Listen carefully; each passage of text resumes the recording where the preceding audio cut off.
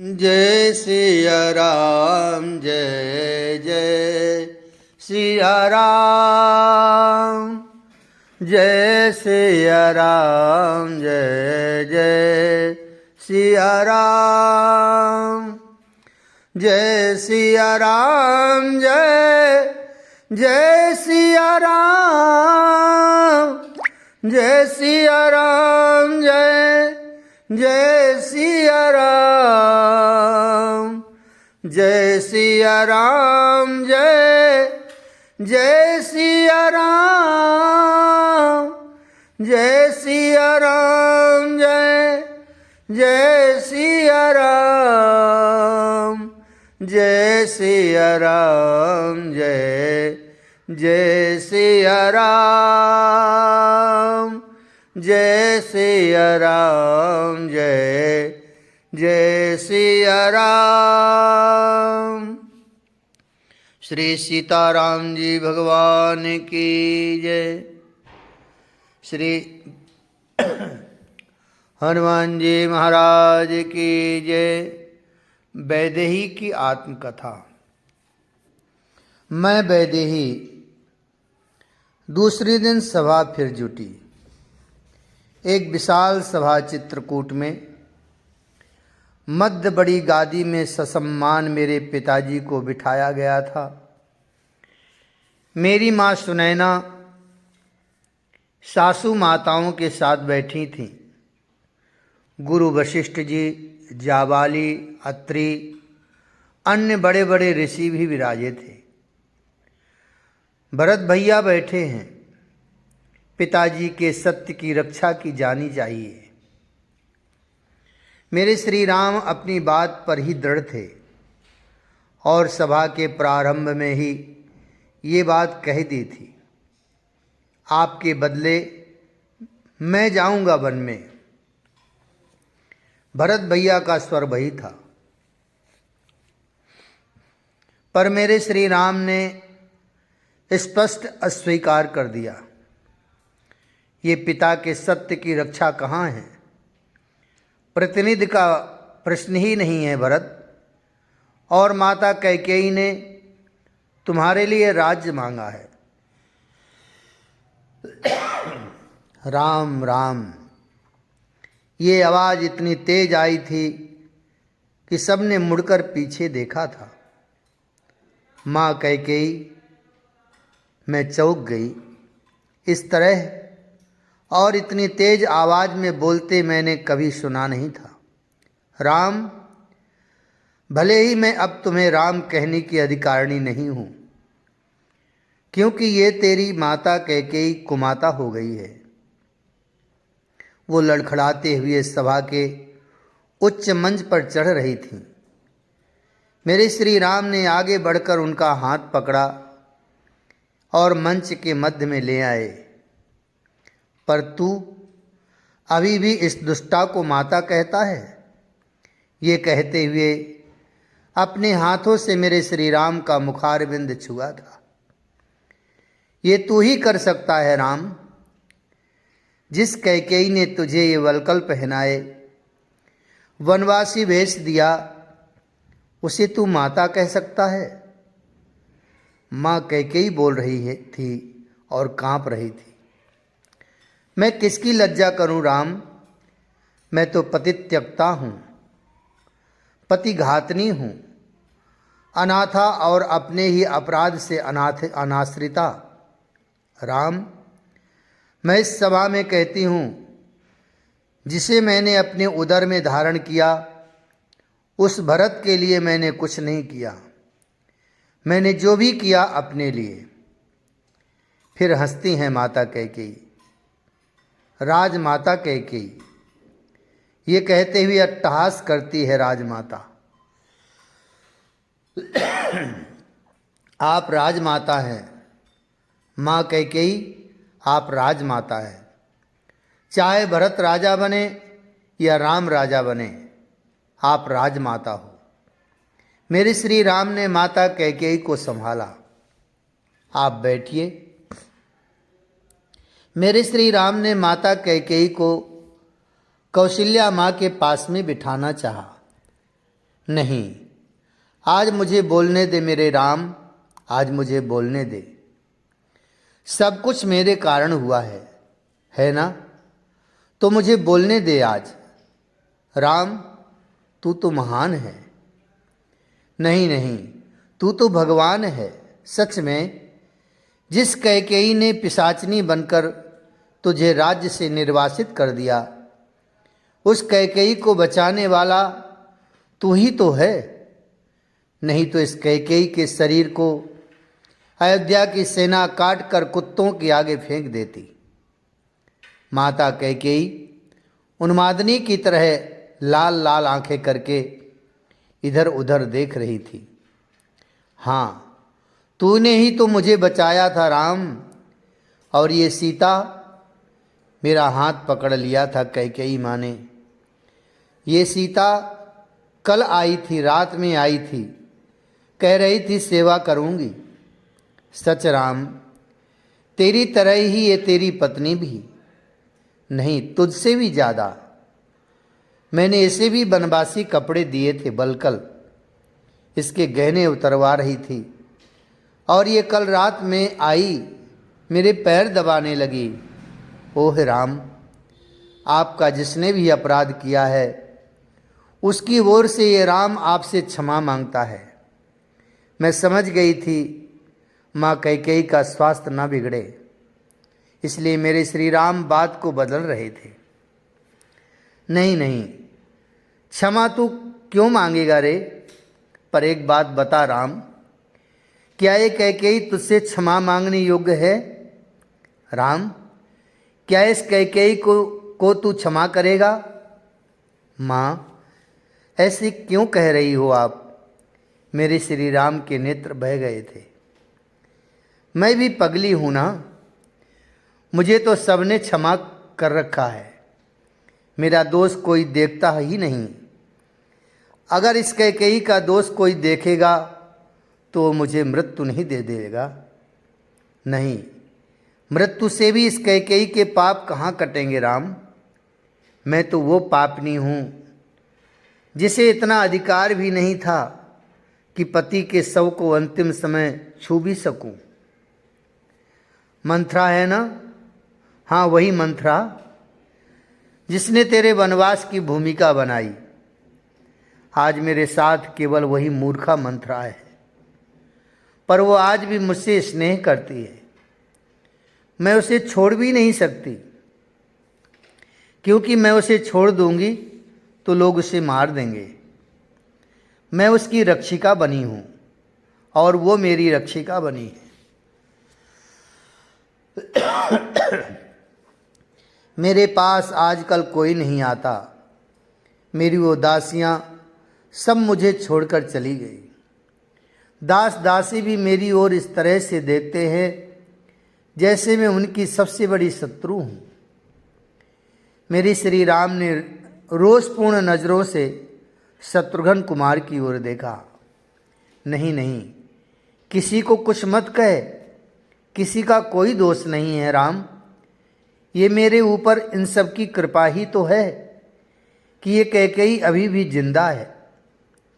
पर कैकेयी जिंदा है तो तेरे कारण राम, तू जानता है, बस तू जानता है। इतना कहते हुए मूर्छित ही हो गई थी कैकेयी माता। कुछ देर में होश आया। राम, पति से वरदान मांगा तो पति ने मेरी इच्छा पूरी की। राम, आज मैं अपने पुत्र से एक वरदान मांगना चाहती हूँ। कैकेयी माता के मुख से ये सुनकर सबने भरत भैया की ओर देखा। नहीं, पुत्र तो अब कैकेयी का तू ही है ना, बोल देगा ना वरदान? बोल, क्या कहना है माता आपको? मेरे श्री राम ने कहा। कुछ नहीं, एक वरदान। राम, मुझे ये वरदान दे दे कि इस कैकेयी ने जो 2 वरदान मांगे थे तेरे पिता से, उन्हें तू भूल जा। नहीं माँ, ये नहीं हो सकता, श्री राम ने गंभीर होकर कहा। चरणों में गिर गए मेरे श्री राम। माँ, आप आशीर्वाद दो कि ये राम 14 वर्ष वन में बिताकर पिता के वचनों को पूरा करे। क्या कहा? ये कैकेयी आशीर्वाद देगी। राक्षसी कैकेयी, देवता जिसका अति आदर करते हैं, ऐसे राम को ये कैकेयी आशीर्वाद देगी। कैकेयी को अपने पति के शव का स्पर्श करने का अधिकार नहीं है। कैकेयी को सती होने की बात मुंह से निकालने का भी अधिकार नहीं है। कैकेयी को अकेले मरने का अधिकार भी नहीं है। कैकेयी को कुछ बोलने का अधिकार भी नहीं है। कैकेयी को अपने वरदान लौटाने का अधिकार भी नहीं है। नहीं है, नहीं है, नहीं है। कैकेयी को कुछ करने का, कुछ कहने का कोई अधिकार नहीं है। ओह, कैसा उन्माद था कैकेयी माता का चित्रकूट में। कैकेयी माँ के मूर्छित होने से चित्रकूट की सभा उस दिन स्थगित कर दी गई थी। कैकेयी मर ही जाए, क्या फर्क पड़ता है। सभा में ही एक अयोध्या के नागरिक ने कह दिया था। रोषपूर्ण दृष्टि से मेरे श्री राम ने उसे देखा। वो बैठ गया, सिर झुकाकर बैठ गया। कैकेयी ने जो गलत किया है उसका फल तो उसे भोगना ही पड़ेगा ना राम। गुरु वशिष्ठ जी ने उठकर कहा। पर श्री राम ने स्पष्ट कह दिया, हे गुरु महाराज, जो भी मेरी माँ कैकेयी को दोष देगा वो जड़ है, वो मूर्ख है। श्री राम ने शत्रुघ्न कुमार की ओर देखा। कुमार और लक्ष्मण तुरंत आए। मूर्छित माँ कैकेयी को लेकर श्री राम उनके शिविर में गए। लक्ष्मण और कुमार शत्रुघ्न चले गए थे। मैंने अपनी गोद में माँ कैकेयी का सिर रख लिया था और अपनी आंचल से हवा कर रही थी। राम राम। कुछ देर बाद माँ कैकेयी की मूर्छा टूटी तो उन्होंने मेरे श्री राम को ही पुकारा था। माँ, मुझे क्षमा कर दो। माँ, इस राम को क्षमा कर दो। ये क्या? अब मेरे श्री राम कैकेयी माँ के चरणों में गिरकर बिलख रहे थे। नहीं राम, ऐसे मत बोल।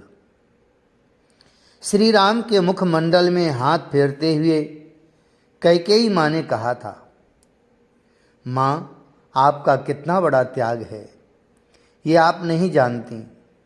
आपके इस वरदान से जगत का कितना कल्याण होने वाला है। ये तो जब मैं लौट के आऊँगा 14 वर्ष बाद अयोध्या माँ, आप तब देखना। इतिहास में यह अध्याय शायद नहीं लिखा जाए, पर माँ, सच्चा त्याग तो यही है ना कि किसी को पता ना चले और हम बहुत बड़ा उपकार जगत में कर जाएं। माँ, आपने किया है। मेरे श्री राम बोले जा रहे थे और नेत्रों से अश्रु प्रवाह हो रहे थे। तभी उठी माँ कैकेयी और मेरे श्री राम की प्रदक्षिणा करने लगी। राम, तुम्हें सब ब्रह्म कहते हैं, देवता भी तुम्हारी स्तुति करते हैं। पर राम, आज ये कैकेयी तुमसे कुछ मांगना चाहती है, दोगे ना राम? क्या? श्री राम स्पष्ट नहीं बोल रहे थे मांगने के लिए।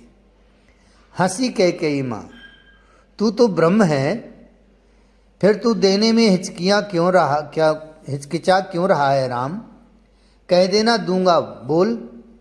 माँ, आप कहिए तो। राम उस कार्य को कर सकेगा तो अवश्य करेगा। माँ की इच्छा कौन पुत्र पूरा नहीं करना चाहेगा? माँ, कर सकेगा तो।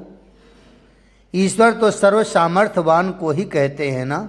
फिर कातर दृष्टि से श्री राम की ओर देखते हुए माँ कैकेयी ने कहा था। सिर झुकाए रहे श्री राम।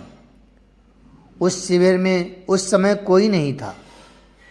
मैं, मेरे श्री राम और माँ कैकेयी। मांग माँ, क्या चाहिए? कुछ देर में बोले थे, सोच कर बोले थे। रो गई कैकेयी माँ। आज सूखी आंखों में सागर उमड़ आया था। कुछ नहीं चाहिए राम, बस एक चीज दे दे, बस एक। हाँ मांगो ना माँ, क्या चाहिए? हिलकियां बन गई माँ कैकेयी की, मेरे पुत्र भरत से एक बार मुझे माँ कहलवा दे, बस। भरत के मुख से मैं अपने लिए माँ सुनना चाहती हूँ। वो नहीं बोल रहा, वो मुझे माँ कभी नहीं बोलेगा। मुझे गर्व है अपने भरत पर राम, ये कान तरस रहे हैं, बुलवा देना भरत से माँ। मेरे श्री राम भी फिर रो पड़े। अंतिम में इतना ही बोले, माँ अस्तित्व तुम्हारे त्याग को नमन करेगा। हो सकता है मानवी तुम्हारा नाम सुनना ना चाहे, मानव तुम्हारा नाम रखना ना चाहे, पर अस्तित्व तुम्हें सदैव नमन करेगा।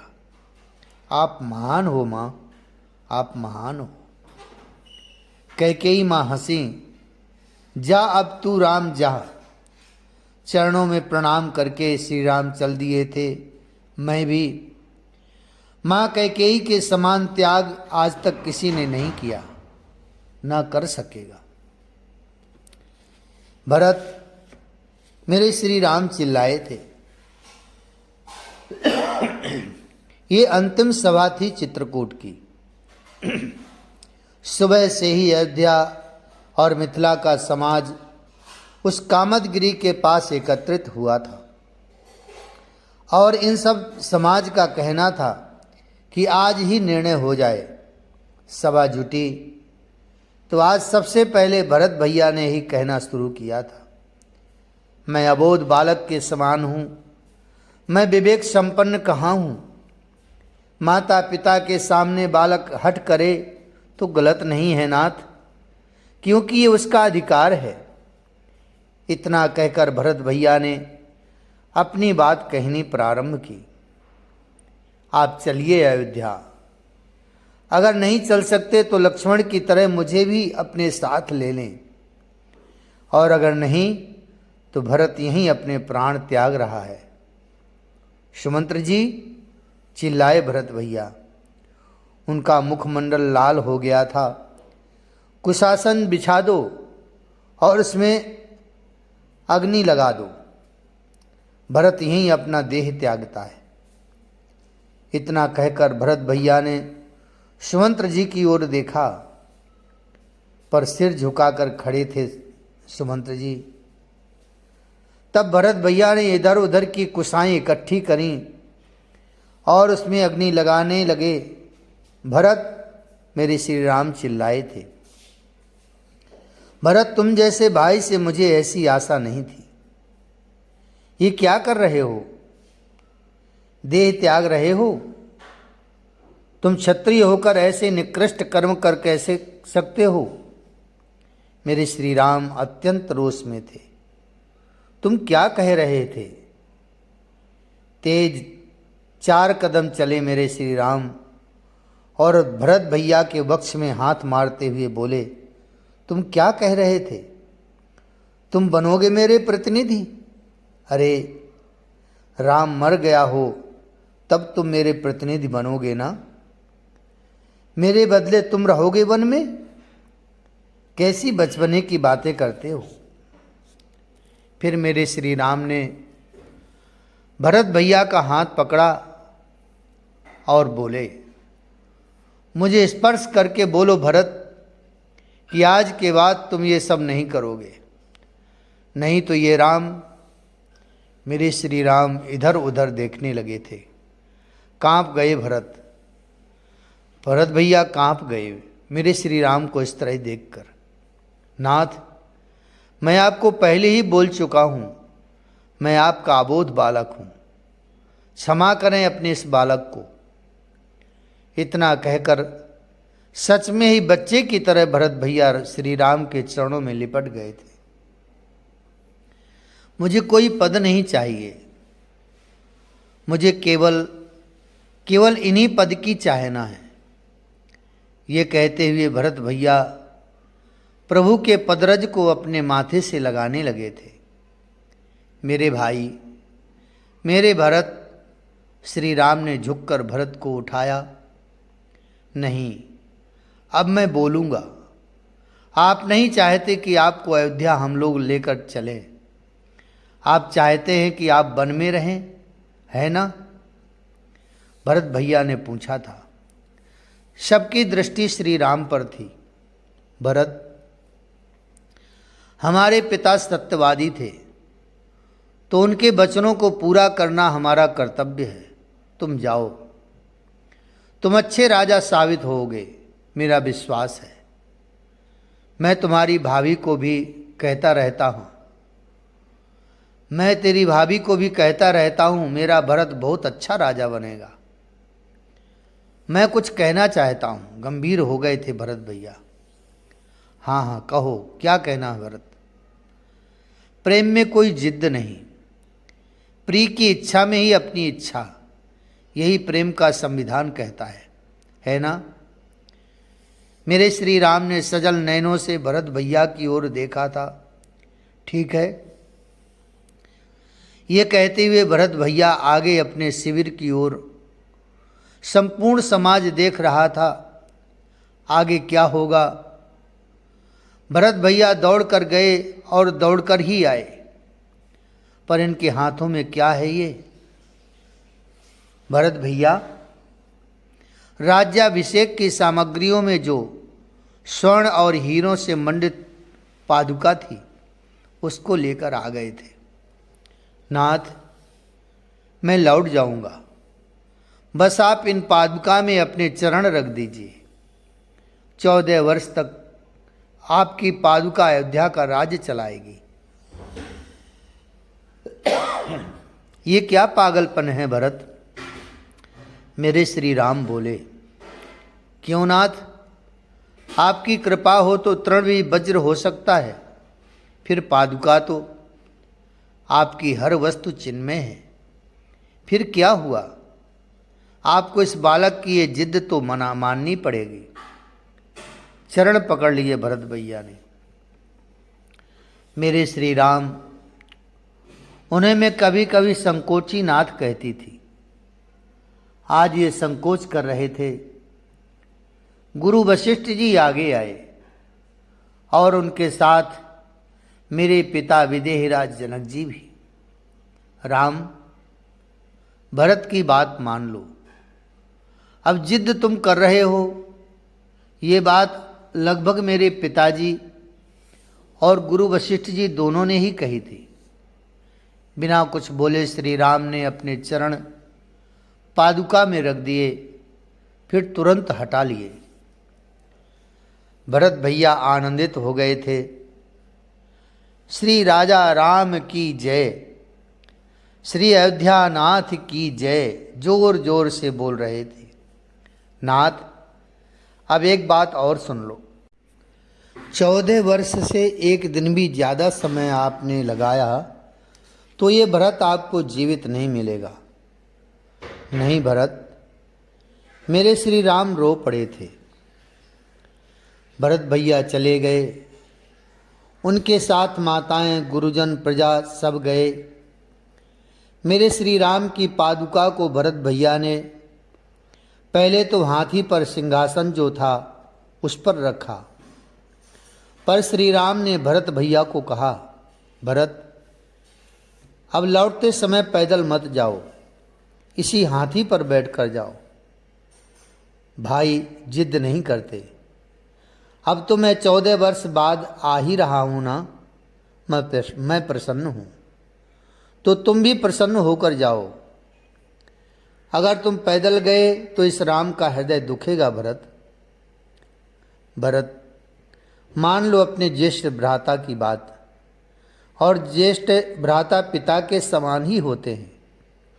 गुरु वशिष्ठ जी ने कहा, समान नहीं, अब तो यही मेरे पिता हैं, स्वामी हैं, पूज्य हैं, प्रेष्ठ हैं, प्राण हैं, सब कुछ यही हैं अब मेरे। भरत भैया की ये प्रेम से सिक्त वाणी थी। भरत भैया ने मेरे श्री राम के चरणों में अपना मस्तक रखकर, आप जिसमें प्रसन्न हो नाथ, फिर हाथी पर जाकर बैठ गए थे, पर पादुका को अपने मस्तक पर रखा था। सब गए, मेरे पिताजी और माताजी। कुछ मिथिला के लोग भी थे, कुछ सैनिक सेवक, सब गए। मंदाकिनी नदी में उन दिनों जल दुगना बह रहा था। हमारे सबके आंसू भी तो थे मंदाकिनी में। कई वर्षों तक हर शाम को कामदगिरी में बैठकर आंसू बहाते थे मेरे श्री राम। भरत भैया को याद करके मैं भी चुपके चुपके रो ही लेती थी। लक्ष्मण भैया कार्य में व्यस्त तो रहते, पर उनको भी ये कहते हुए सुना था एक दिन कि भरत भैया, सुना है अयोध्या में न रहकर नंदी ग्राम में रहते। किसने कहा तुमसे लक्ष्मण? वो निषाद राज जी के ही कोई परिचय के थे, नंदीग्राम जाकर मिलकर भी आए हैं भरत भैया से। आपकी पादुका राज सिंहासन में विराजमान करके राज्य को चला रहे हैं भरत भैया। लक्ष्मण ने उस दिन श्री राम को अयोध्या के बारे में सब बता दिया था। उनको सूचना मिलती रहती थी भीलों के द्वारा। ओह बेचारी मांडवी, मुझे कष्ट होता था। भोजन भी नहीं करते। अन्न का परित्याग कर दिया है भरत भैया ने। लक्ष्मण सारी बातें बता रहे थे। ये सब सुनकर रोने लग गए थे मेरे श्री राम। साथ साथ हम भी कई वर्षों तक चला था ये सब। चित्रकूट में मेरे प्राण, मेरे प्रियतम श्री राम लक्ष्मण कहीं गए थे। दोपहर का ही समय था, ग्रीष्म ऋतु। पता नहीं मेरे प्राण प्रियतम का प्रेम उस दिन उमड़ा। मैंने देखा मेरे श्री राम दूर फूलों से भरे बाग में बलकल में फूलों को चुनकर रख रहे थे। बहुत सारे फूल एकत्रित कर लिए थे मेरे प्राण ने। मैं गई उधर ही। आप क्या कर रहे हैं वहाँ? यही बोलती हुई गई थी मैं। पर जैसे ही मैं पास में गई, मेरे प्राणनाथ ने दूर से ही बलकल में रखे सारे फूल मेरे ऊपर डाल दिए। मैं महक गई थी। नहीं नहीं, फूलों के कारण नहीं, मेरे प्राण के प्रेम के कारण। मैं उस दिन फूलों का भार भी न सह सकी और गिर गई। मेरे पास आकर मुस्कुराए, फिर कमल के कुछ पराग मेरे ऊपर डाल दिए। सीते, देखो भौरा, मैंने अपना मुंह छुपा लिया डर के। हंसते हुए बैठ गए थे मेरे श्री राम मेरे पास। मैं सलज्ज हो गई थी। तुम्हारे स्वरूप को देखकर राम को जो सुख मिल रहा है, राम के नेत्रों को जो सुख मिल रहा है, हे प्रिय सीते, मैं उसके बारे में बोल नहीं सकता। तुम स्वर्गिक सौंदर्य को भी तुच्छ बना रही हो। मेरे केसों की लट को छू रहे थे मेरे प्राण। मैं तनिक विश्राम कर लूं, यकायक पूछ बैठे मुझसे। हाँ हाँ नाथ।